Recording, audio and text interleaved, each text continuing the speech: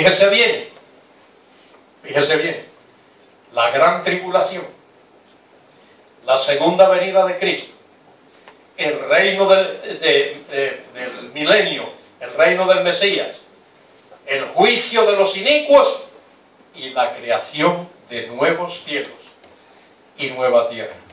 Interesante, ¿verdad? ¿Cómo comienza la Biblia? ¿Alguien se recuerda?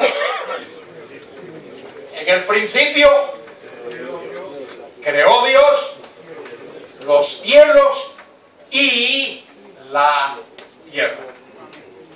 ¿Cómo termina la Biblia?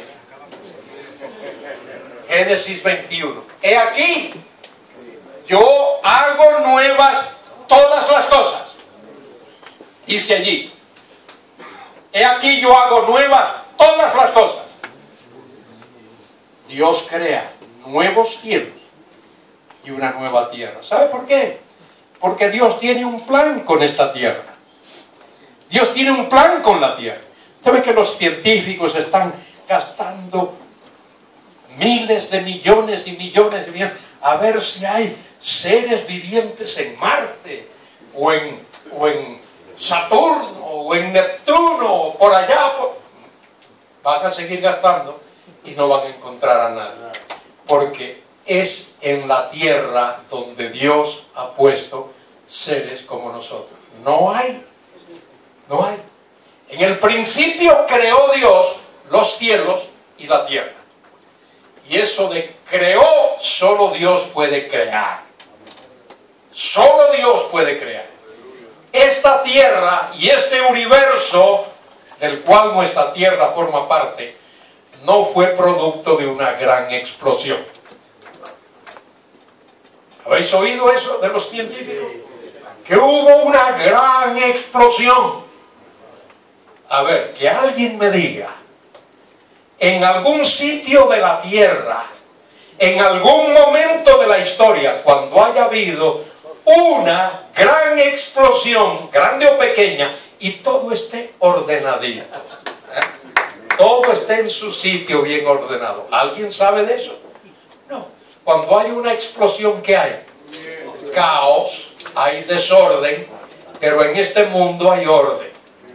Los científicos pueden ver dónde están los planetas y pueden ver dónde está la luna y pueden mandar una nave espacial y decir, en tal día, de tal fecha, de tal año va a llegar allí. ¿Por qué? Porque el universo está en orden. ¿Sabe por qué? Porque este universo fue creado por Dios. Los cielos cuentan la gloria de Dios y el firmamento anuncia la obra de sus manos. Esto es obra de Dios. Y el ser humano es obra de Dios. Y eso de evolución, eso es un mito.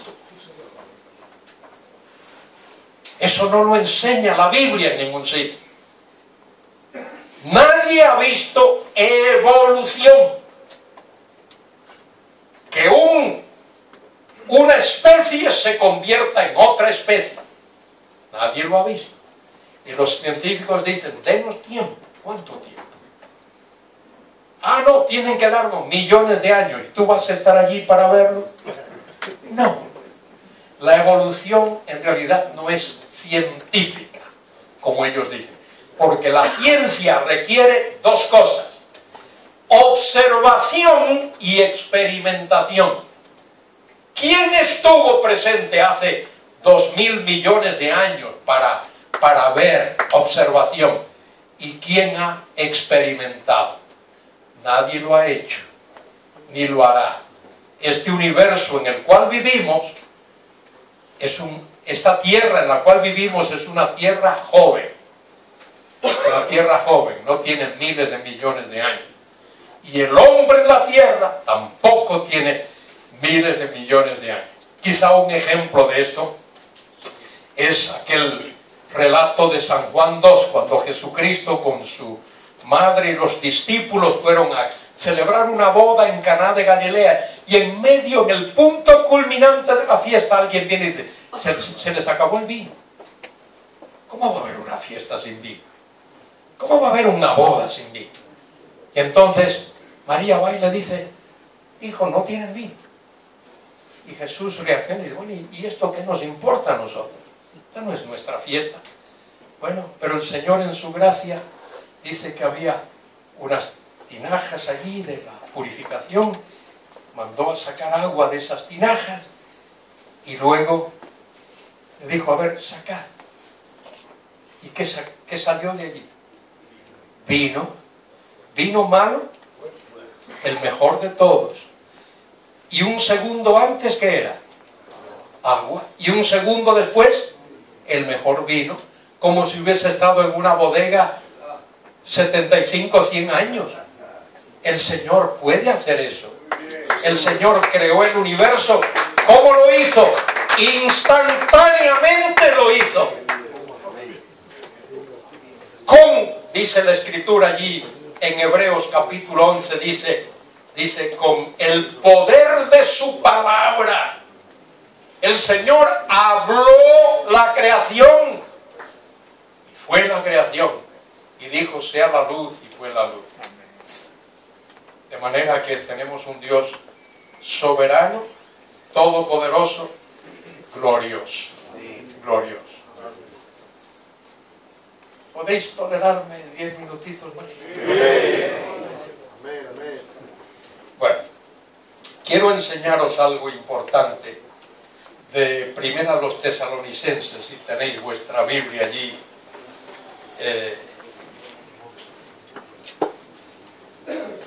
Primera a los Tesalonicenses 4, donde el apóstol Pablo escribe acerca de ese gran acontecimiento, de lo cual hablé ya hace un ratito, pero quiero insistir en esto por unos 5 minutitos más. Primera a los Tesalonicenses 4. Primera Tesalonicenses es una epístola dirigida a una iglesia que estaba pasando por un periodo serio, difícil. Decimos, en nuestro castizo estaban pasando las canutas aquellos hermanos. Persecución, y muchos morían a causa de la persecución, y los hermanos aquellos estaban preocupados y se preguntaban, ¿qué va a pasar con estos de los nuestros que han muerto? Si el Señor viene, ¿qué va a pasar con ellos?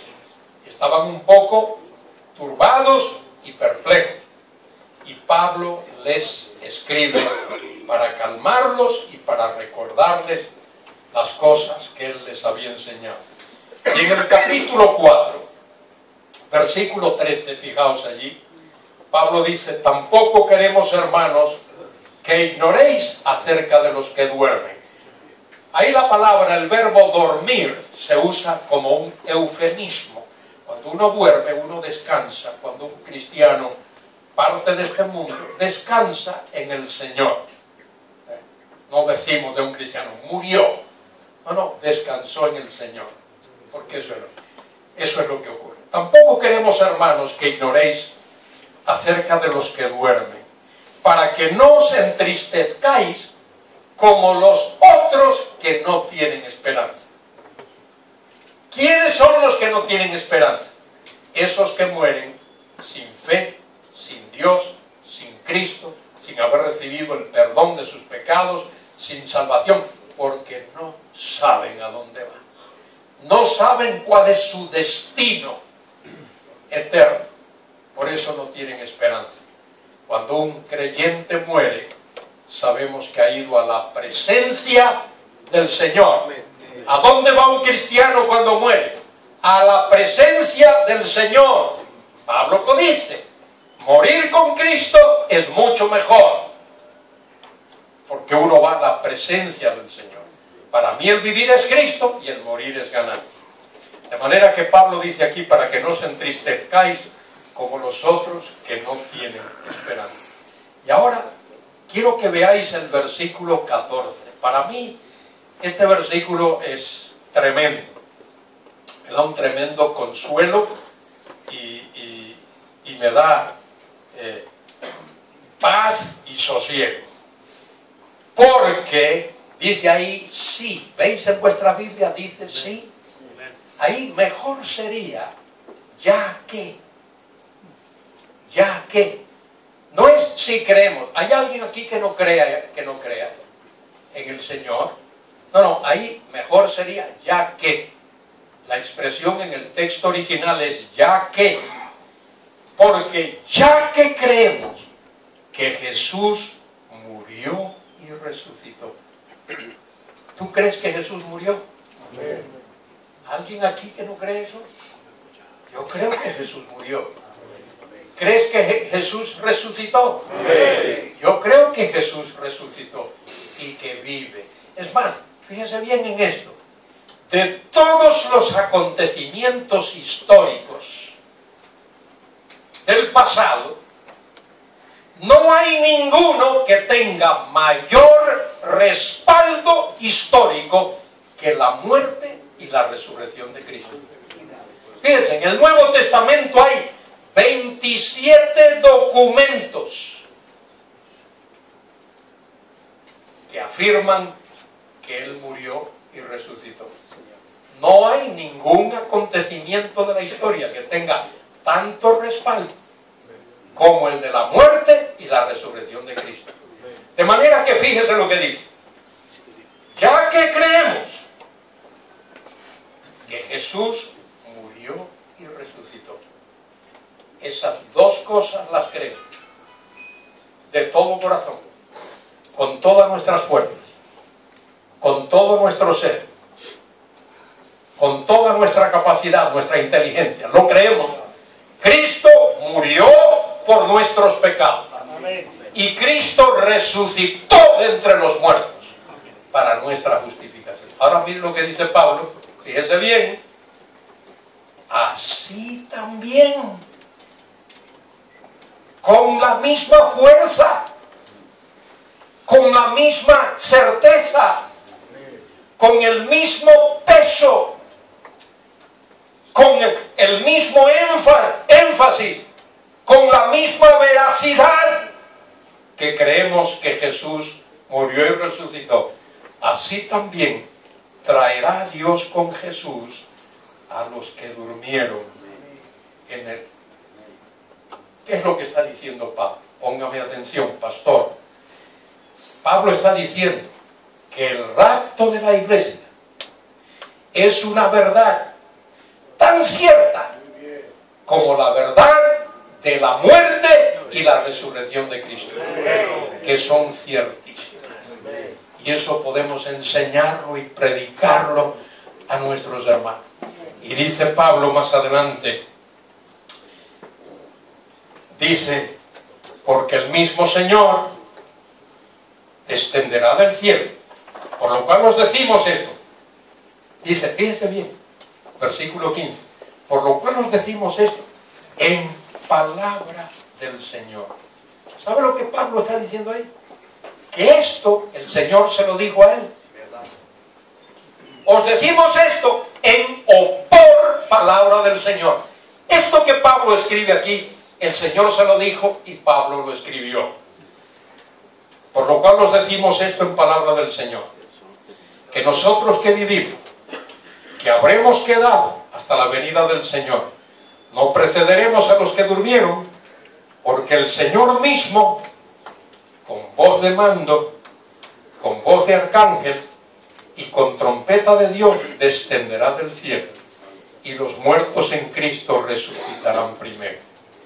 Luego nosotros, los que vivimos, los que hayamos quedado, seremos arrebatados juntamente con ellos en las nubes para recibir al Señor en el aire, y así estaremos siempre con el Señor. ¿Termina ahí la cosa? No, mire lo que dice, último versículo 18. Por tanto, alentaos los unos a los otros con estas palabras. Alentaos con las palabras de que Cristo